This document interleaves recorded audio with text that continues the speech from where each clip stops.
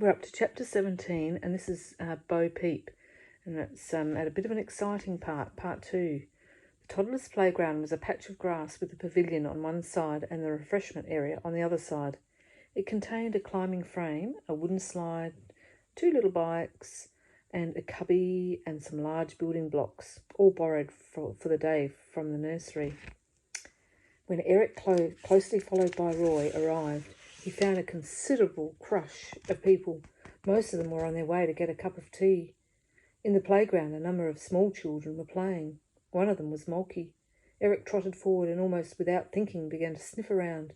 He could smell grass and warm wood and tea. He could smell the teacher's perfume. Roy crouched beside him. "How are we doing, Eric? Found anything?" Eric made no reply, but continued to follow his nose. He could smell donuts, cigarette smoke. Eric had read about dogs and their sense of smell, how they could pick up the trail of a fox or a convict or a truffle even. At the time, he hadn't really understood how it was done. Now he was beginning to find out. He could smell suntan oil. Then, as he approached the wooden slide, a girl spotted him. She frowned and said to Roy, "No dogs." "Right," said Roy. "I'll get him." Eric heard all this and ignored it. He could smell cloth and warm wood again, and he gave a sudden bark of triumph. Emily! Emily's smell was a mixture of her mother's talc that Emily loved to use, her grandma's kitchen floor polish, Emily's plastic sandals, Emily's feet, and Emily. Everyone he now remembered reading had his own personal smell, like fingerprints. "Nearly got him," said Roy, in answer to more frowns from the girls. But Eric was picking up speed and looking anything but got. First, like a small brown hoover, he skimmed across the grass. The pattern of Emily's trail led this way and that. She had played on everything, it seemed. And there's a picture of Eric sniffing out Emily's trail. When Eric had read about dogs following trails, the thing that had puzzled him and Roy most was how did the dogs know which end of the trail was which? However, now that he was required to do it himself, it proved to be no problem at all. Emily's trail was like a dotted line drawn on the ground.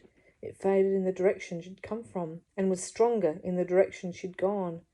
Nor did Eric have trouble with the other trails, Mulkey's for instance, which crisscrossed Emily's. The more he followed hers, the more tuned in he was to it, like a radio signal, and the less interference he got from other stations. Emily's trail, as it turned out, was short. It led out of the toddler's playground, twice around the Punch and Judy tent, and back towards the pavilion, up onto the pavilion steps, down again, up again, down again, and finally behind the pavilion. During this time, Roy kept as close to Eric as he could. He tried to give the appearance of being in charge. Now and again he got funny looks from passer-bys. The path at the side of the pavilion was narrow and hemmed in by 2 cricket pitch rollers and an enormous mower.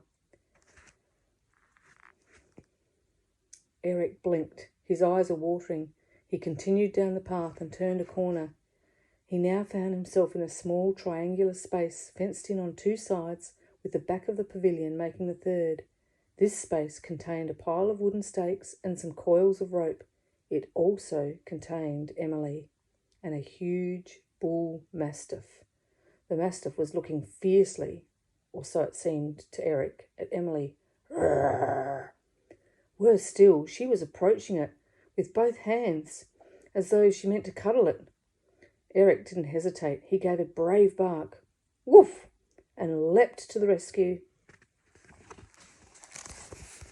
And there we have Eric finding the little lost Emily.